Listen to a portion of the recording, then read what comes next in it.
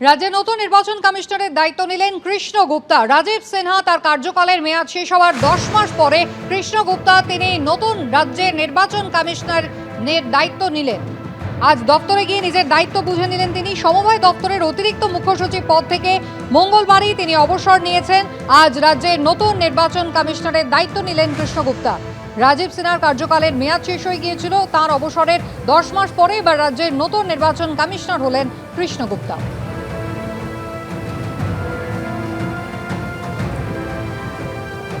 So knowledge আছে about the law. I think each job is a challenge. আমরা তো এটাই করে এসেছি 35 বছর, আর গভর্নমেন্ট আমাকে অ্যাসুরেন্স দিয়েছে পুরো সাপোর্ট করবে।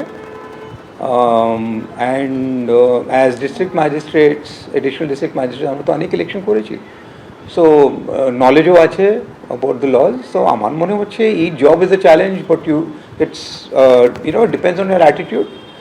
আইনগতভাবে চলতে গেলে স্পষ্ট ট্রান্সপারেন্টলি যদি কাজ করতে হয় ওটাই করবো আমরা। I don't think there be a problem. চৌরাশি পরের খবরে কলকাতা পৌরসভা থেকে সাসপেন্ড করা হলো কালীচরণ বন্দ্যোপাধ্যায়কে। পুরসভার এমপি ল্যাব বিভাগের আধিকারিক পদ থেকে সাসপেন্ড করা হলো কালীচরণ বন্দ্যোপাধ্যায়কে। সাসপেন্ড করলেন পুর কমিশনার কালীচরণ বন্দ্যোপাধ্যায়। প্রাক্তন মেয়রের ওয়েস্টে ছিলেন এবং তারাতলা বিপর্যয়ের পরেই কালীচরণ বন্দ্যোপাধ্যায়কে গ্রেফতার করা হয়। আর এবার কলকাতা পুরসভা থেকে সাসপেন্ড করা হলো তাকে। পুরসভার এমপি ল্যাব বিভাগের আধিকারিক পদ থেকে সাসপেন্ড করা হলো কালীচরণ বন্দ্যোপাধ্যায়কে। তাকে সাসপেন্ড করলেন পুর কমিশনার। তারাতলার গোডাউন বিপর্যয়ে কালীচরণ বন্দ্যোপাধ্যায়কে গ্রেফতার করা হয়। টেলিফোনে এই মুহূর্তে রয়েছেন আমাদের সঙ্গে আমাদের প্রতিনিধি অর্ণব মুখোপাধ্যায়। অর্ণব, এবার কালীচরণ বন্দ্যোপাধ্যায়কে সাসপেন্ড করা হলো পুরসভার পদ থেকে। একদমই, দেখো, কালীচরণ বন্দ্যোপাধ্যায় তিনি আগেই গ্রেফতার হয়েছিলেন। এখন তাকে কিন্তু পুরসভায় তিনি যে দায়িত্বে ছিলেন তিনি সেই দায়িত্ব থেকে তাকে সাসপেন্ড করা হয়েছে, এমনটাই জানা যাচ্ছে পুরসভা সূত্রে। কালীচরণ বন্দ্যোপাধ্যায় তিনি হচ্ছেন গ্রেফতার হওয়ার আগে মুহূর্ত পর্যন্ত তিনি ম্যানেজার এবং কন্ট্রোলিং অফিসার এমপি ল্যাড সেইখানেই ঘরে বসতেন। তিনি এক সময় ছিলেন হচ্ছে ফিরহাদ হাকিম যখন মেয়র ছিলেন তখন তার ওয়েস্টে ছিলেন, কিন্তু বোর্ড ডিসলভ হয়ে যাওয়ার পর কালীচরণ বন্দ্যোপাধ্যায় তিনি চলে যান হচ্ছে এটা হচ্ছে manager and controlling officer MP lad, সেখানে তিনি বসতেন।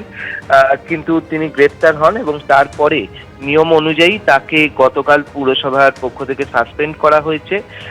একদিকে যেরকম ভাবে এই ঘটনায় মুখ্যমন্ত্রী তার দিকে তোপ দেখেছিলেন শুভেন্দু অধিকারী, তার পাশাপাশি পুলিশ তাকে গ্রেফতার করে জিজ্ঞাসাবাদ করছে এবং তার সঙ্গে সঙ্গে তার যে তিনি যেখানে যে চাকরি করতেন সেখান থেকেও কিন্তু তাকে সাসপেন্ড করা হয়েছে।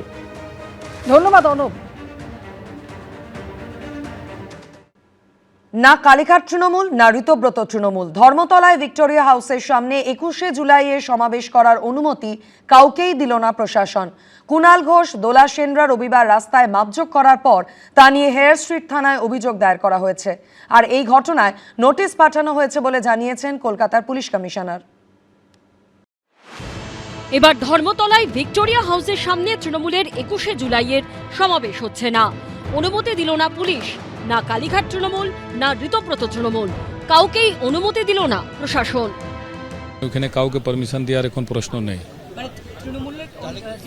কোনো লোককেই নেই। কোনো রকম মিটিং মিছিলে ওইখানে পারমিশন নেই, কেন ওইখানে একটা 163 বিএনএস যেকে আমরা বলি 144 আছে। প্রতি বছরই 21শে জুলাই ধর্মতলায় ভিক্টোরিয়া হাউসের সামনে বিরাট সমাবেশ করে তৃণমূল। ক্ষমতায় আসার পর থেকে মমতা বন্দ্যোপাধ্যায়ের 21শে জুলাইয়ের সমাবেশ অন্য মাত্রা পায়, কার্যত উৎসবের চেহারা নেয়। প্রচুর মানুষ, তারকার ঢল। কিন্তু ক্ষমতা হাতছাড়া হতেই দল এখন খান খান। তৃণমূল এখন দুই শিবিরে বিভক্ত, কালীঘাট তৃণমূল, ঋতব্রত তৃণমূল। কর্মসূচি পালন করতে চেয়ে শনিবারই কলকাতা পুলিশকে চিঠি দিয়েছে কালীঘাট তৃণমূল ও ঋতব্রত তৃণমূল। ধর্মতলায় 21শে জুলাইয়ের সমাবেশ প্রসঙ্গে সোমবার বিধানসভায় দাঁড়িয়ে তৃণমূলকে খোঁচা দেন শুভেন্দু অধিকারী। 11 সালে তো ব্রিগেডে গেছিলেন, এবারেও চলুন না ব্রিগেডে যাই, দম আছে। আপনি অ্যাপ্লিকেশন করে দিয়ে কলকাতার রাস্তায় ভিক্টোরিয়ার সামনে ফিতা নিয়ে চলে যাবেন? কি মামার বাড়ি নাকি? ফিতা নিয়ে যাবেন মাপতে? কে অধিকার দিয়েছে আপনাকে? কে অধিকার দিয়েছে? পারমিশন প্রেয়ার করবেন, কোথায় দেবো বলে দেবো। এই আবহেই মঙ্গলবার 163 ধারা জারি থাকার কথা জানিয়ে 21শে জুলাইয়ের সমাবেশের অনুমতি দিল না পুলিশ। 21শে জুলাইয়ের এত ভয় কি? আপনাদের যদি কোনো একটা ছোট্ট মিটিংয়ে আটকানো হতো, আপনারা হাইকোর্ট গিয়ে ওটা নিয়ে আসতেন, মনে আছে?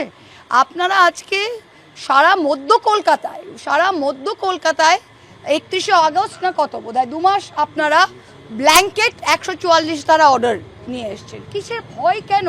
তৃণমূলকে কেন অনুমতি দেয়নি সে সম্পর্কে মহামান্য আদালতই বলতে পারে। যে 21শে জুলাই তো সেদিনই শেষ হয়ে গিয়েছিল, যেদিন 21শে জুলাইয়ের গুলি চালনার যিনি অর্ডার দিয়েছিলেন সেই মনীশ গুপ্ত তৃণমূল কংগ্রেস থেকে নির্বাচনে প্রতিদ্বন্দ্বিতা করেন, তিনি মন্ত্রী হন, রাজ্যসভার সদস্য হন। সুতরাং 21শে জুলাইটা পরবর্তীকালে একটা রাজনৈতিক রূপচর্চার মঞ্চ হয়ে গিয়েছে। কুণাল ঘোষ, দোলা সেন সহ কালীঘাটপন্থী তৃণমূলের নেতা নেত্রীরা 21শে জুলাইয়ের অনুষ্ঠানের জন্য রবিবার রাস্তায় যে মাপজোক করেছেন, সেই ঘটনায় হেয়ার স্ট্রিট থানায় অভিযোগ দায়ের করা হয়েছে। এর প্রেক্ষিতে তাদের নোটিশ পাঠানো হয়েছে বলে জানিয়েছেন কলকাতার পুলিশ কমিশনার। হ্যাঁ, নোটিশ করা হচ্ছে। যত লোক ছিলেন 7-8 জন ছিলেন ওইখানে, সবাইকে নোটিশ দেওয়া হবে। যে কোনো লোক যে কোনো জায়গায় এমনি রাস্তা মেজার করতে পারে। মমতা বন্দ্যোপাধ্যায়কে আমাদের প্রতিপক্ষরা সব ভয় পায়। একটা বাঁশ নিয়ে যায়নি।